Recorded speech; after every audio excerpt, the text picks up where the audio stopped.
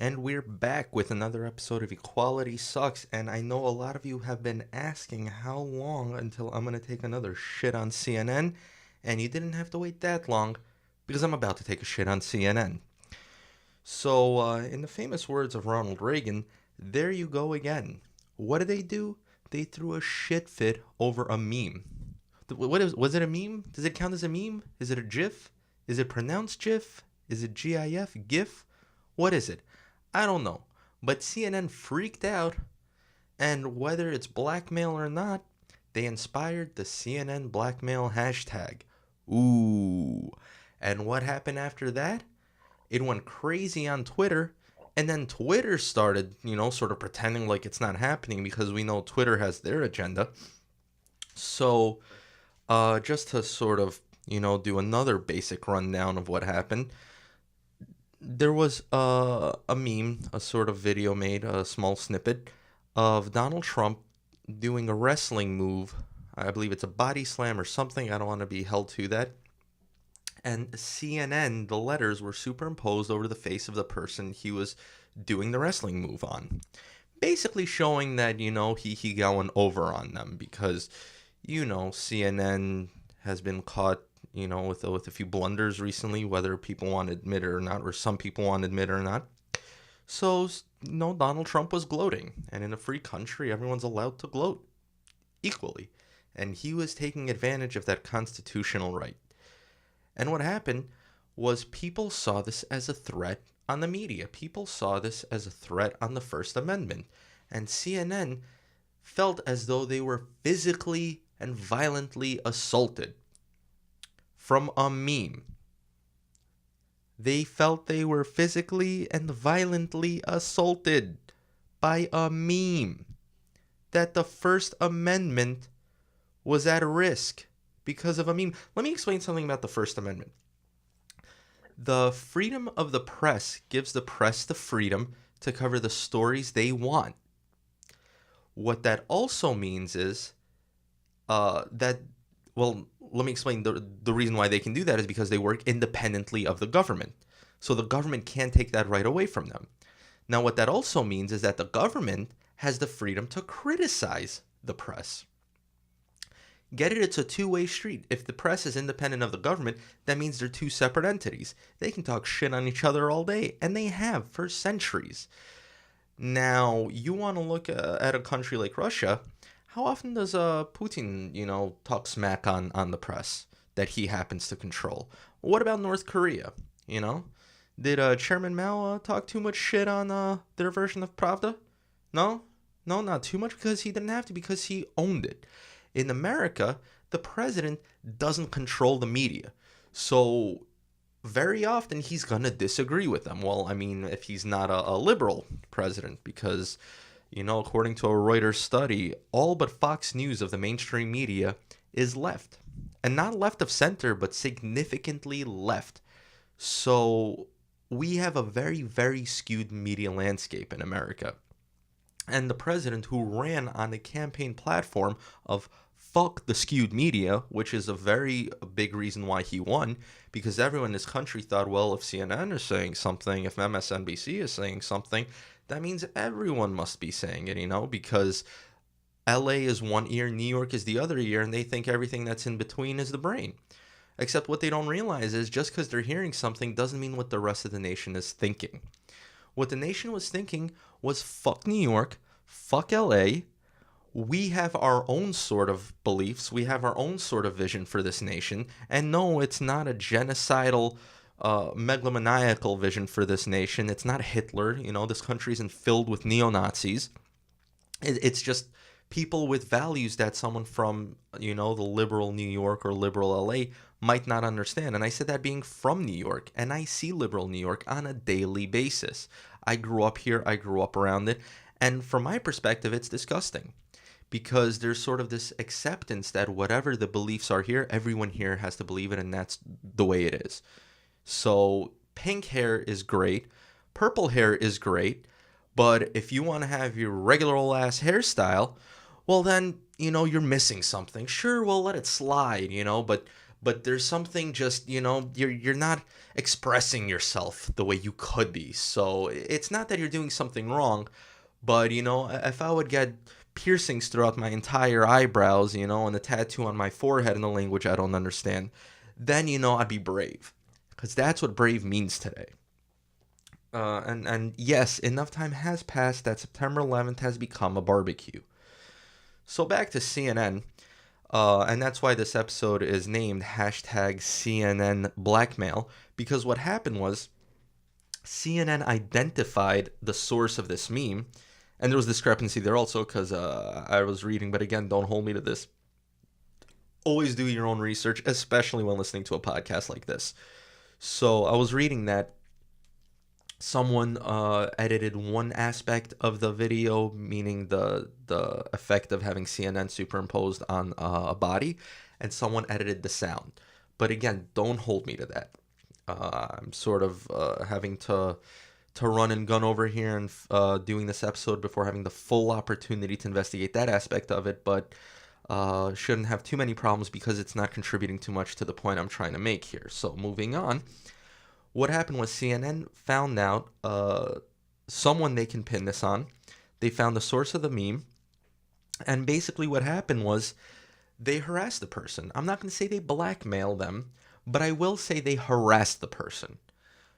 They harassed the person, and out of what's coming out, they're saying that they waived the ability to release that person's personal information, their identity and their personal information, and to make it public, unless some sort of restitution was made.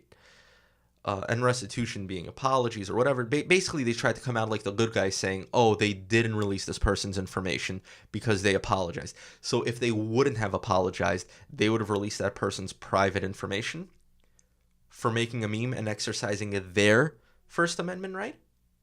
Is that what CNN is saying? Who the hell does CNN think they are? What, they finally got some ratings because they're talking shit on the president? Who doesn't happen to be a liberal socialist? The only reason why CNN is even relevant right now is because they're talking shit on a person that their audience wants to hear shit talked on. That's the only reason why they have ratings.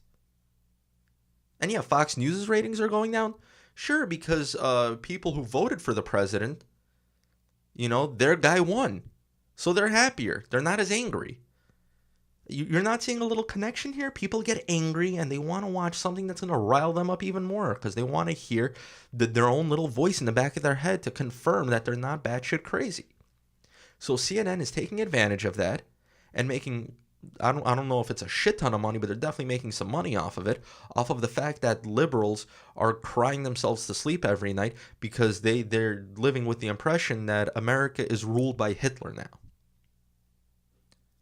That's not true, but let's not try to convince these people of that, because if you can come up with that sort of fantasy in the first place, something has to be significantly off with the brain. Which I have a theory myself on. I believe that there's something about the left where they have an enlarged empathy gland, but again, I'm a pseudoscientist, so don't hold me to that. Or at least you can hold me to that, but not the actual scientific community. So this is what happened. CNN is now fighting with people who start memes because they're not happy how they got to look. They spent the last how many months talking shit on Trump for being a crybaby, for having soft skin, and this is how they react. Because finally the momentum has changed a little bit. Now people are saying, well, maybe CNN, they're starting to see what they're doing a little bit, that they're focusing too much on the Russia story where so much of it has yet to be substantiated. The audiences are still living with the fantasy that they're going to see Trump walking out with two peace signs in there, getting into a helicopter and leaving forever into the sunset. Well, that's the better of the fantasies. I legitimately believe liberals want to see him dead, want to see him assassinated, but I always believed that the left was more violent of the two. So they have that fantasy, and they think CNN is going to deliver them to the promised land. Again, there's this Woodward and Bernstein fantasy. But ladies and gentlemen, it's not going to happen. It's not going to happen. So forget it. And CNN isn't going to help you because they're totally fucking incompetent. MSNBC is fucking incompetent. Fox News is fucking incompetent. They're incompetent with what you want them to accomplish, because what you want them to accomplish is not what they want to accomplish. What they want to accomplish is ad revenue. Say it with me, ladies and gentlemen. Ad revenue. It's a business. They tell you, is Trump working with Russia? Is Trump working with Russia? We'll let you know right after this commercial break. Then you can jerk off to a Dodge commercial. I like Dodges. It's good cars. They make interesting commercials. You know what happens when they're done with the commercial? More people talking shit on Trump. Do they reveal any actual connections to Russia? Sure, someone jerked someone off under a table 5 years ago, and it happened to take place in the Russian tea room.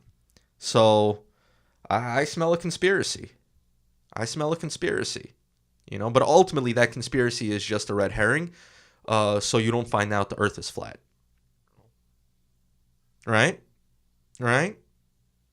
Because that's the world we live in now.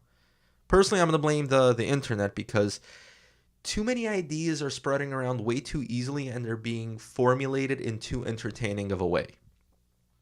When you can make something entertaining, when you can make something funny, when you can make something horrific, when you can make something dramatic. Notice how these are genres for a very good novel or movie. When you can present information that way, it doesn't matter whether the information is valid or not, it captivates an audience. Now, once mass audiences are captivated, that's when that piece of information becomes a legend. And the famous director, John Ford, once said, when there's the truth and there's the legend, film the legend, because it's what people believe more. So right now, people are believing in some absurd fucking legends. Why?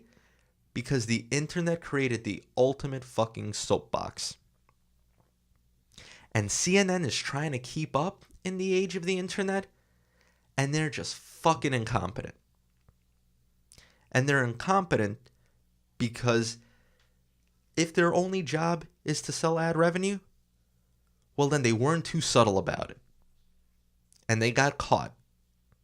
And their ass got hashtagged. Nobody wants to get hashtagged. Nobody.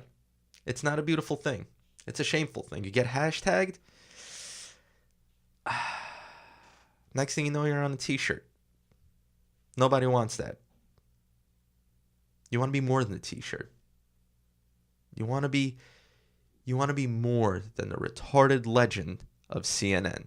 Thank you very much for listening to this one. I'm sure they're going to give me a reason to do a lot more episodes on them. And it's unfortunate because when it comes to news, I'd much rather take shit on MSNBC. It's a cooled toilet seat, the MSNBC bowl. So on those hot summer days, you always feel a nice breeze between your buttocks when you're pinching that dookie out on the Jerry Seinfeld lookalike. Rachel Maddow, that's her name. I'm sure she's a nice person in real life, but if she's going for the Jerry Seinfeld look, she got it down flat. See you next time.